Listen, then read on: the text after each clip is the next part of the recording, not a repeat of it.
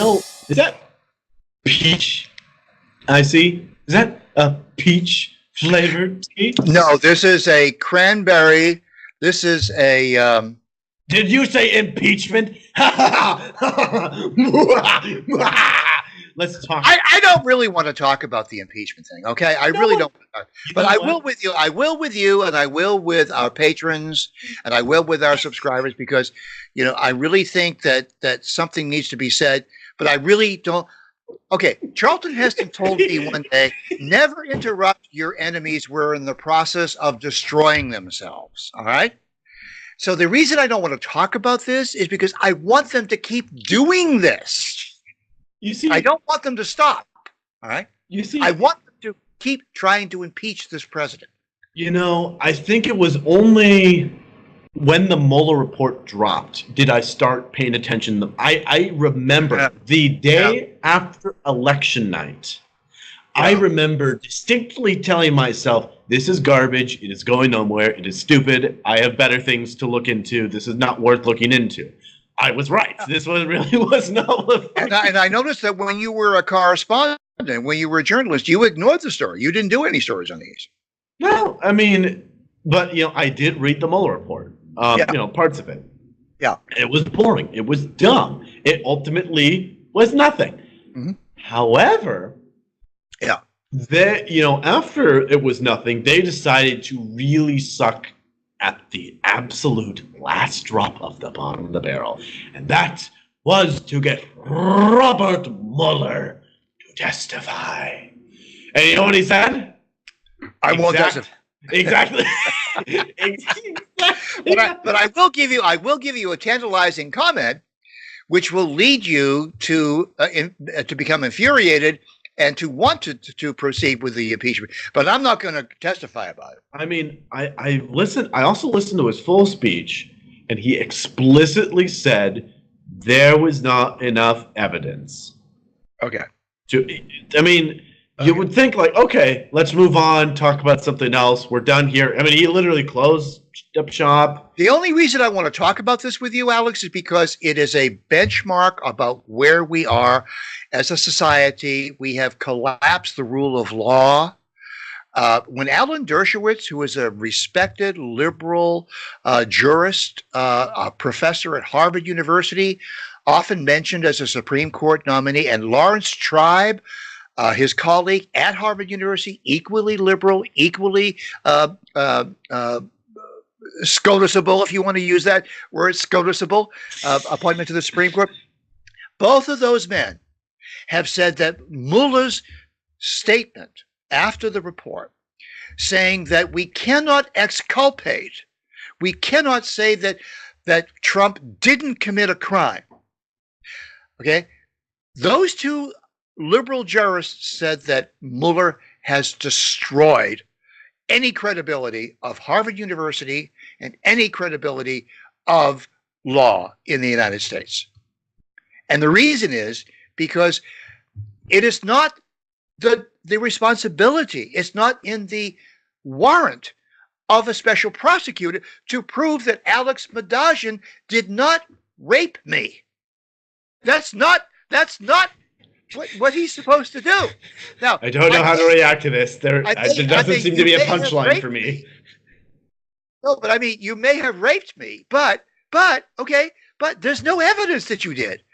None, zero evidence. There seems to be nothing I can say. Right. No prosecutor has the duty to prove that I didn't commit a crime. Duty. Anyway, to me, yes, there is that legal phenomenon that's going on, which is pretty serious, that all these former lawyers and attorneys, jurisprudence. It's not a phenomenon. It's the bedrock of whole jurisprudence. But the Democrats' reaction to it, that's the real interesting thing. The fact that all what you said just kind of went over their head. No, this is more reason to go for impeachment. I was listening to one disgruntled commentator basically lamenting, look, they probably were best off if they'd let Donald Trump fire Mueller. Just fire him. And then they could say, do that. Yeah, They tried to do that. Remember, they tried to do that. Their running dogs in the media really stirred that pot up, didn't they? Oh, they had story after story about, oh, Trump's going to fire Mueller. He's going to fire him. He's going to fire him. He's going to fire him. No, he's not going to fire him. No. Did his job, came out with that. Now, my personal opinion, my personal opinion. Yeah. I think the reason why Mueller didn't come off strong either way, he didn't come off, totally condemning the idea of impeachment, and he also didn't really come off total exoneration of Donald Trump. He kind of, he was kind of lawyering it up. He just kind of used language to work around. It's because, although he personally would like to see Trump impeached, he believes that a further investigation is just going to rip out the swamp from the roots. I mean, when we're talking about Russian interference, then we're going to go into Obama and Hillary, and I would disagree with you. This whole post Mueller statement it's a ploy to keep the media focused on impeachment and away from the fact that Attorney General Barr is going after the perpetrators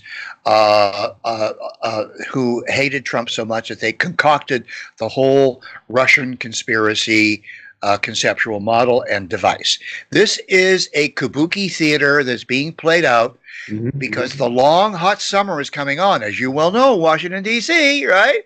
And what are they going to talk about? Well, now Mueller has given them a whole hot summer of talking about why we need to impeach Donald Trump, because we feel that he's done something wrong. There's no evidence, but we feel. Again, we living in this law now has been reduced to feeling. See, that's ultimately what I really want to talk about, is how can Democrats listen to what Mueller said, read over the report, and say, no, this is more reason to impeach Trump. I mean, that really is the either height of hysteria or just a failure of factual comprehension. You cannot comprehend. I mean, I understand why presidential candidates are calling for it. At least it's consistent. They did the same thing with Brett Kavanaugh. That is true. That is true. So what happened with Kavanaugh? They're doing the same thing that they tried to do with Kavanaugh. They're trying to do it with Trump. They're saying, okay, so when Kavanaugh, there's no evidence.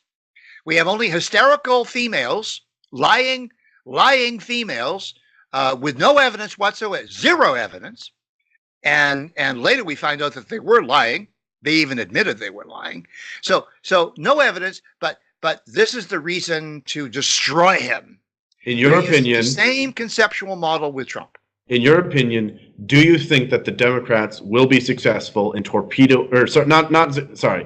you think that the reason why the Democrats are calling for impeachment is because they think they will be successful, or because they're appealing to their base? Which is it? Both and.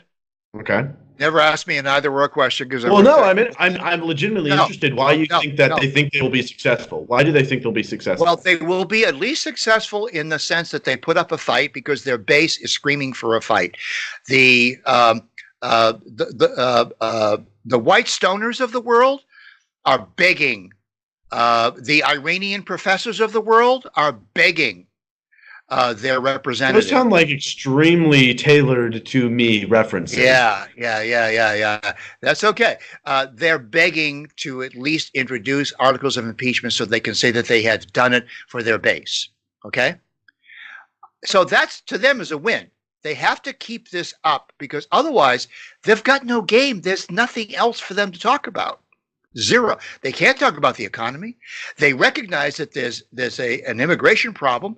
They are agreeing with raising the tariff of Mexican products because of the calamity at the border. They're agreeing with all of that. They're agreeing with everything else that Trump is doing. So what have they got? Oh, let's impeach him. He's such a great president. Let's impeach him. But there's no high crimes and misdemeanors has to have evidence. There is not a shred of evidence that Donald Trump has done anything illegal. Not zero. So that's the way it's going to go all summer long. I really didn't want to talk about this, but I'm glad you brought it up because I know you as a journalist stayed away from the whole topic, but we're gonna have to endure this. I try to only look for things that are stories. It'll be fun. It'll be fun to see what bodies that bar unburies. And we want to thank our patrons and our sponsors and our listeners for suggesting these topics, because somebody got to you. I can see that. Konnichiwa, Ohio gozaimasu. Konnichiwa means hello, right? Yeah, it means, hello and goodbye. Well, goodbye. Sayonara is goodbye, and domo is thank you. But Dolby Den for our Bulgarian. We're increasing in Bulgaria. Dolby Den, and we're now picking up followers in Germany and the Philippines. Anyway, see you next time, Alex. Thanks a lot. Ciao, ciao. Bye-bye. Ciao.